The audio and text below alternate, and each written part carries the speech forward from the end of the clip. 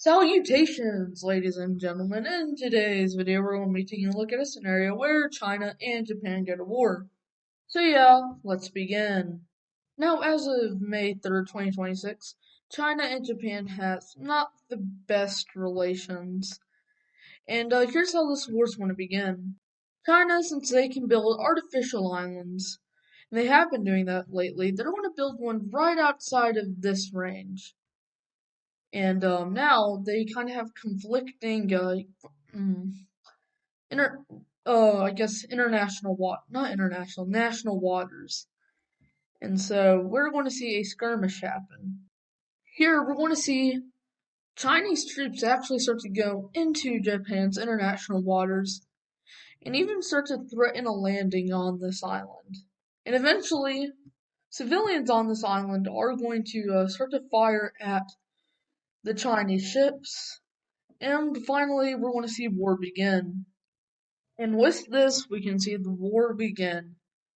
The Sino-Japanese, or the Second Sino-Japanese War. As we're going to see Chinese naval vessels continue to do a really good job as they're going to actually start to threaten this Japanese not major island, just in this island chain, as they're going to completely encapsulate it and start to threat this northern defense. Next, we are going to see North Korea join the war, as North Korea will join the war, but when you have North Korea, you have to have a South Korea. Now, looking at this most controversial place, we're actually going to see them enter the war. As now the Chinese coalition, I won't call it a coalition exactly, but the Second Sino-Japanese War has finally started to ramp up. Over here, we want to continue to see Chinese success as they're going to start to get to the southern island of Japan. I can't really remember the names. Let me look up these two names real quick so it'll be more accurate for the video. As over here near Kishnu, yeah, or Kido, no, I can't remember. I'm sorry, I'll have to learn this later. But they're going to start to bombard the southern Japanese island as Japan is starting to panic. Now going back to this island chain, it's Kishu, I think it is that island, and but basically we're going to see them lose control of most of it. As instead we're going to see Japan focus on a new naval thing, as they make this new naval place to be able to get to the to the rebellious thing of Taiwan. I'm not letting my social credit score go down, chat. Back in this island chain, we're going to see this island finally get captured. As over here in Kishnu, yep, finally I can remember it. There's going to be a very, very big Chinese force that will land, and it's almost impossible for them to be able to maneuver, as Japan has never had foreign military troops get on it. Actually, technically, the American occupation in World War II, but I should not be nerding out. Over here in Korea, stuttering, I swear. We're going to see slowly North Korean troops, with mainly help of Chinese troops, be able to start to push back South Korea, as Seoul won't be captured, but it's going to start to be encircled. As South Korea is panicking, but you don't want to see what happens. And yeah, eventually Seoul will fall after using the uses of chemical warfare. We're going to see a new nation join the war, or multiple. As only 4 hours after it was released, we will see the Philippines join the war. Then Vietnam will join the war. Big Bad America will join the war, including all this that I always hate about. As yeah, China's now kind of panicking. New Zealand, forgotten place, will join the war. And so will big boy Australia join the war. And China, yeah, they're kind of scared. Over here, Korean troops will somehow get an advantage, being able to start to push the Chinese Navy out here. And Shanghai is now getting bombarded by Korean ships. As over here, we're going to start to see Chinese troops focus on Vietnam, trying to stop basically all aid from getting in, which will be actually fully successful. Let's see the Philippines Navy. Over here, Philippines Navy, it's just going to encapsulate it like every other Navy does. And yeah, we finally get back to the great horrible fighting. As the Chinese Navy will continue to win over this chain, they're now not, they're kind of like, okay, I think we can win the war. As going back over here to Kishinev, they're going to finally take most of the south of the island. As now, people are worrying if they go to Shikinu? What is it called again? Shikoku! Finally, I can remember it. American troops now flooding South Korea will completely halt the mainly Chinese advance.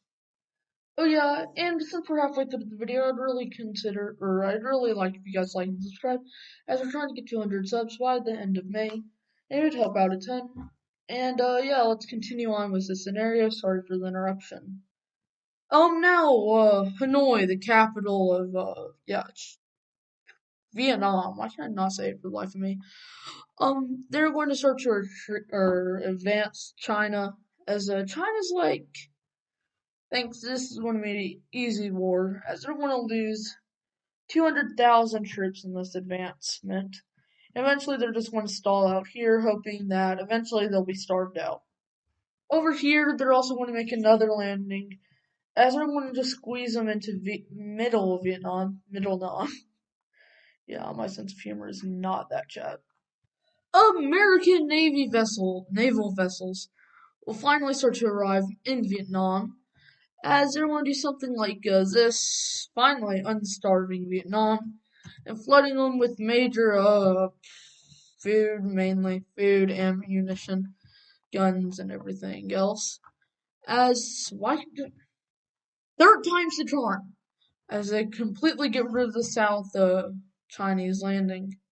Over here, they'll finally completely abandon the island of Kishinev, as they're going to flee everyone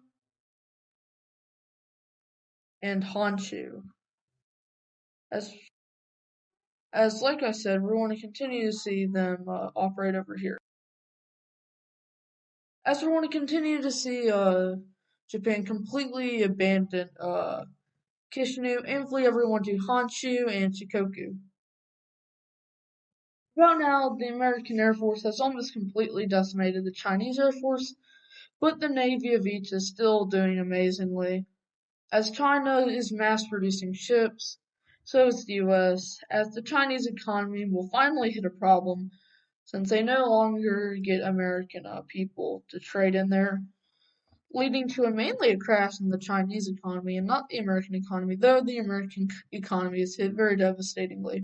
Because of the new global recession, which will be known as the 2029 global financial recession, or the financial crisis, yeah, it's not going well, as even North Koreans are feeling the hit of it. As South Korea and them are going to make a finally get back to their original border. Over here, Americans, mainly with the help of many Vietnamese soldiers, will finally retake Hanoi and other places. As let's see the new Navy front. As the Chinese in the Guangdong province are finally going to be completely destroyed in naval vessels. The Chinese Navy will continue to see success in the Bay. I don't know what this region is really called correctly. As Shikoku will be fully surrounded, bridges will be blown up, and a military landing will happen, with eventually all of Shikoku falling. And over here, finally, American troops will take the island of Hainan. As American or mainly South Korean troops actually, will storm into North Korea, starting to encircle the Pyongyang metropolitan area. Over here, landing in Macau and Hong Kong will finally occur, as we're going to see these two landings meet up over here, as both sides are feeling the hit or feeling a massive financial hit. But moreover, the Chinese side is panicking, like horribly panicking, as it's a bunch of guerrilla warfare. Over here, we are going to see a landing in Honshu be made. And for the last event of the war, we're going to see one more thing happen in Korea. Over here in Korea, before they take Pyongyang, we're going to see something like this. Eventually that will occur. Finally, they will decide that it's best to end the war. China has lost 7 million soldiers in the war and over 25 million civilians, making this almost more deadly than World War One. A majority was from the invasion of Vietnam, but now thinking about it, probably like this and this devastating landing over here. Most civilians died from all the strikes that happened here. North Korea lost 3 million people altogether, with a lot fleeing over to South Korea. South Korea only lost, actually, no, they lost a lot. They lost 10 million people in total, 2 million troops, and 8 million civilians. You lost a total of 1 million troops, a whopping of 15 million civilians also. You lost only 4 million people somehow. Oh yeah, for people wondering, Philippines lost 200,000, not 200,000, 20,000 troops, and the U.S. lost only 20,000 troops as well. And yeah, let's not 20,000, 300,000. And yeah, let's get into the treaty. And for the first event of the treaty or thing in the treaty, we see South Korea gain this entire thing here, and eventually another parallel, like right here. I don't know what this parallel is called. Over here we see I wouldn't say Chinese line directly, but a tiny bit eastern leaning new Japanese nations was Kishinev, Shikoku, and a bit of Honshu. Over here we see Greater Hong Kong and Greater Macau. Taiwan is now independent. And a new horrible border over here in Vietnam, with this being the dotted line that China claims, and the main line being what Vietnam claims. And Hainan becomes independent. Thank you so much for watching this video. Please consider liking and subscribing once again, and I'll see you guys in the next one. Bye bye, and you can kiss my atlas. Ooh.